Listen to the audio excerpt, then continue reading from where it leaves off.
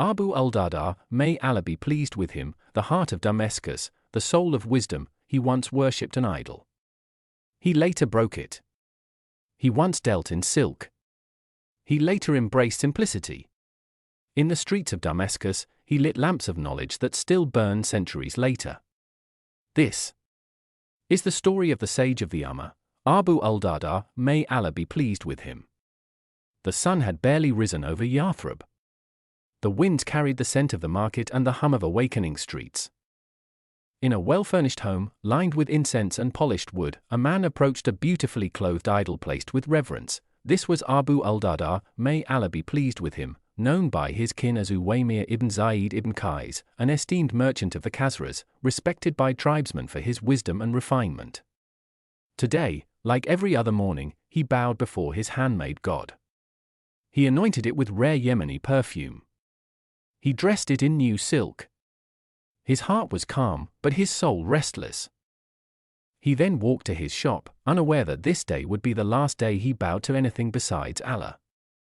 As Abu al-Dardaa, may Allah be pleased with him, greeted customers in his shop, something life-altering was taking place inside his home. His closest friend from Jahiliyyah, now a proud Muslim and Badr veteran, Abdullah ibn Rawaha, may Allah be pleased with him, quietly entered the home. With gentle words, he greeted al-Dardaa and asked for permission to rest. Then, he walked toward the idol. He, may Allah be pleased with him, studied it for a moment. And then raised the adze, "Isn't everything batil that is worshipped besides Allah?" He whispered, with each strike, the idol cracked. And with it, the chains on a noble heart began to break. When Abu al-Dardaa, may Allah be pleased with him, returned and saw the destroyed idol, fury rose in his chest. But just as swiftly, it was replaced by an unsettling thought. If it had any power, why did it not defend itself? He sat in silence, he walked in silence, and by afternoon, he, may Allah be pleased with him, stood next to Abdullah ibn Rawaha, may Allah be pleased with him, at the doorstep of the Prophet Muhammad, peace be upon him, Ashhadu la ilaha illallah wa ashhadu anna Muhammad Rasulullah. He had become a Muslim, the last of his district to do so. From that day, Abu al-Darda's soul burned, not from guilt, but from regret. He, may Allah be pleased with him, looked at his companions, how much Quran they had memorized. How many hadith they had preserved. How much they had already learned about the deen while he had stood polishing false gods. He, may Allah be pleased with him, set himself on a mission, day and night, he memorized the Quran. He, may Allah be pleased with him, attended every halqa of the Prophet Muhammad, peace be upon him. He, may Allah be pleased with him, lessened his business, refused lavish meals, and dressed simply. When someone asked him why he gave up his trade, he said, "I tried to combine trade and worship. But I couldn't achieve both. So I chose worship." His dream? A small shop next to the masjid, enough for daily bread, and close enough to never miss a single prayer. After embracing Islam, Abu al-Dardaa, may Allah be pleased with him, became a brother in faith to Salman al-Farsi, may Allah be pleased with him, the seeker of truth from Persia.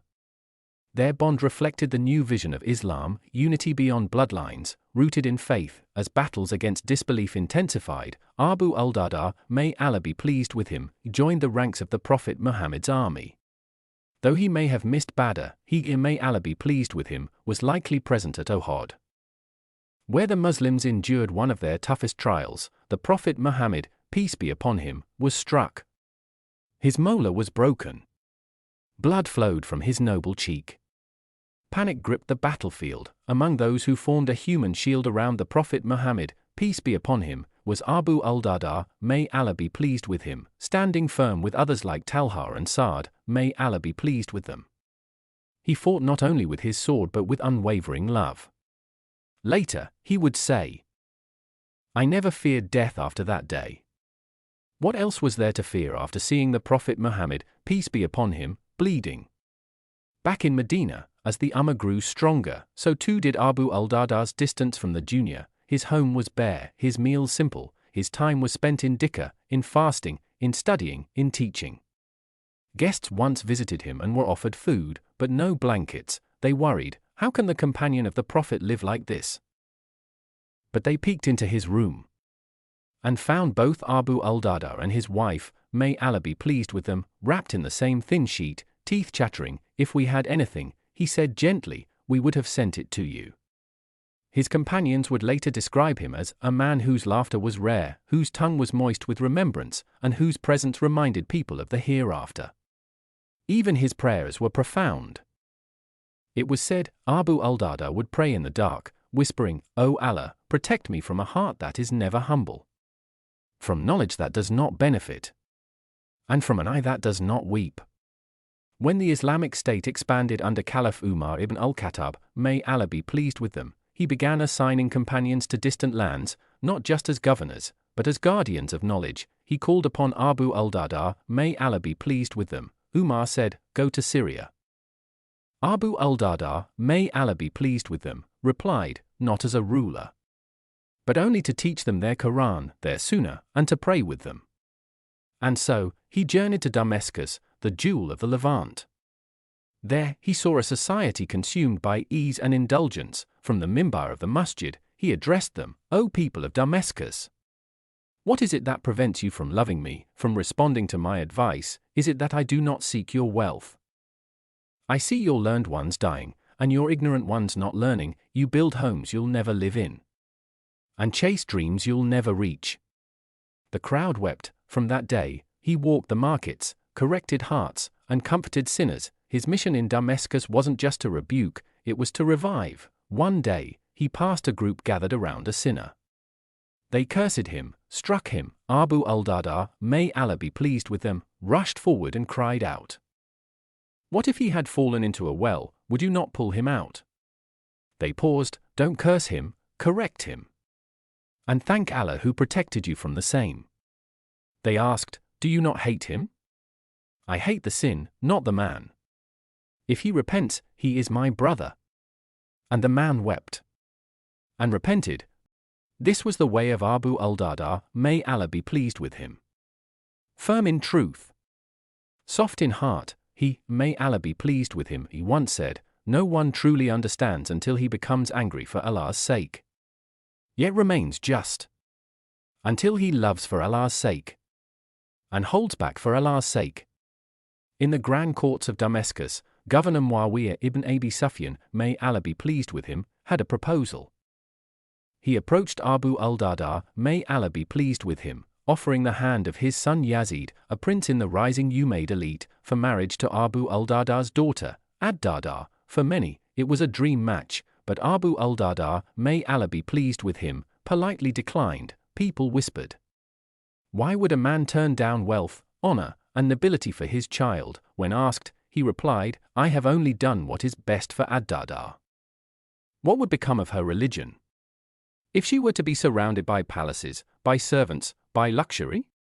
I fear for her here. He pointed to his heart, not for her name or her comfort.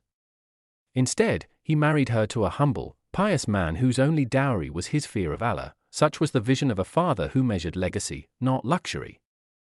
During his travels through Syria, Caliph Umar ibn al-Khattab, may Allah be pleased with him, made an unannounced stop at the humble home of Abu al-Dardaa, may Allah be pleased with him. He, may Allah be pleased with him, entered the house. It was dark. There was no lamp, no servant, no fine bedding. He, may Allah be pleased with him, sat on a hard mat. He felt around and found nothing but a leather saddle as a pillow and gravel as a bed. Abu al-Dardaa, may Allah be pleased with him, greeted him with warmth. Umar, may Allah be pleased with him, asked, should I not send you some comforts? Blankets? A lamp? Something? Abu al-Dardaa, may Allah be pleased with him, responded, O Umar, don't you remember what the Prophet Muhammad, peace be upon him, told us? Umar, may Allah be pleased with him, nodded, which one? Let that which suffices you in this world be like the provision of a traveler. The room fell silent. Then both men wept, for how far the world had come. O Umar, what have we done since then? That night, they didn't sleep. They remembered the Prophet Muhammad, peace be upon him.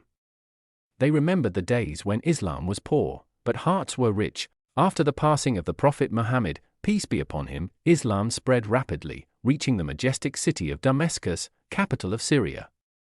The people were a mix: farmers, traders, nobles, and recent converts. They needed more than laws.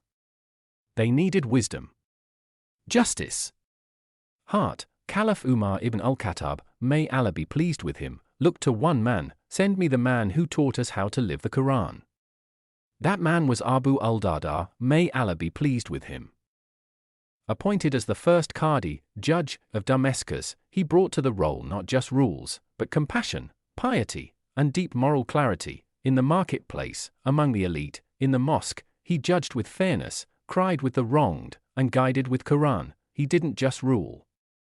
He reformed. He taught hundreds of students in Damascus. From his circle would come generations of scholars and judges like Fadala ibn Ubayd, Abu Idris al-Kavlani, and his own son Bilal, who succeeded him in the same role. A Qadi, he once said, is not he who knows law best, but he who fears Allah most. Most judges stay in courtrooms.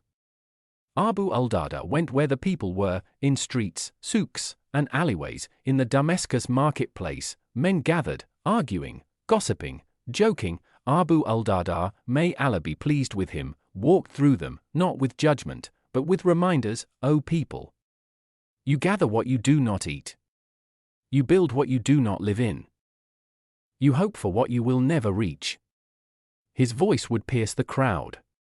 People paused. He, may Allah be pleased with him, continued, where are the people of Ad and Samud now?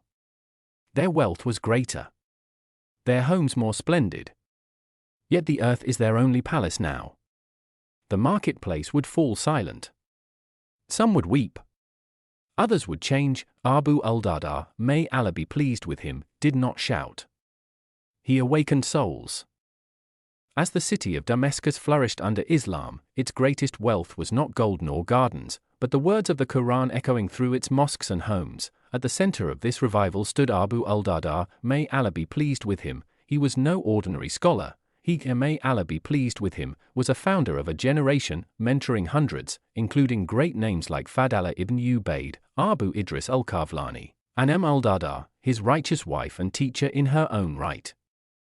He, may Allah be pleased with him, would often be seen seated in the courtyard of the mosque with a circle of young boys and men, teaching tajweed, understanding, and the meaning of Allah's words. He, may Allah be pleased with him, would say, let the masjid be your home.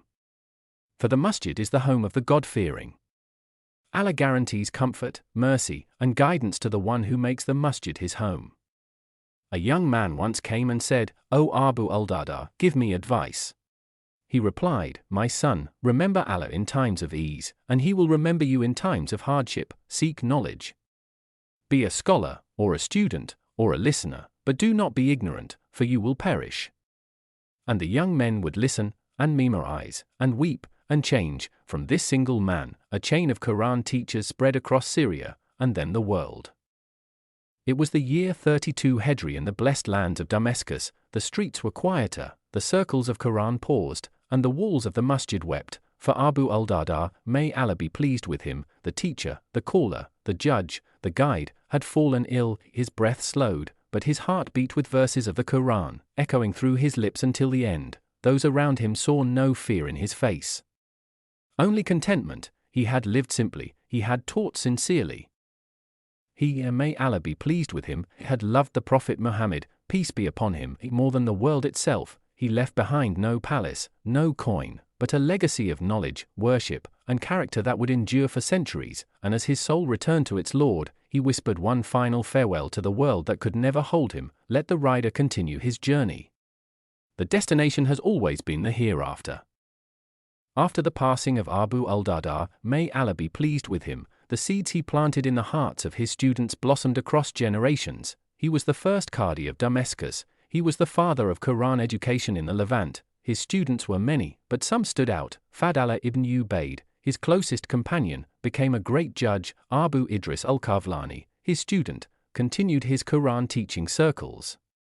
His son Bilal, his wife al-Dardaa, and their family, all became teacher. All became teachers of the Quran, and through them, the likes of al-Zuri, al-Awza'i, Yazid ibn Abd al-Rahman, and countless others carried his legacy into the Umayyad period and beyond. Even centuries later, the scholars of Al-Azhar, Damascus, and Andalusia would cite, narrated by Abu al-Dardaa. And the circle would continue. He was the unknown architect of a civilization of remembrance. Time has passed, centuries have turned, but the voice of Abu al-Dardaa, may Allah be pleased with him, echoes through the marble minarets of Damascus, through the prayer carpets of masjids worldwide, through every heart that seeks sincerity over status, worship over wealth, and knowledge over noise. He never led an army, he never held political power, but he held something far greater, a heart filled with light. His life teaches us that simplicity is strength, the Quran is enough. The masjid is your fortress, reform is kindness, not condemnation, knowledge is not memorized. It is lived, even today. Every sincere teacher who teaches quietly in the corners of the world, every day who calls with compassion, every soul who trades the world for the hereafter, is a student of Abu al-Dardaa, may Allah be pleased with him, the heart of Damascus, the soul of wisdom. Let your home be your masjid, let your deeds be your reminder, let your night be your light. Abu al-Dardaa, may Allah be pleased with him, from palaces to pages, the world remembers conquerors, but it is men like Abu al-Dardaa, may Allah be pleased with him, gentle, wise, hidden, who truly conquered the hearts, and built a legacy that time could not erase. Subscribe to our channel.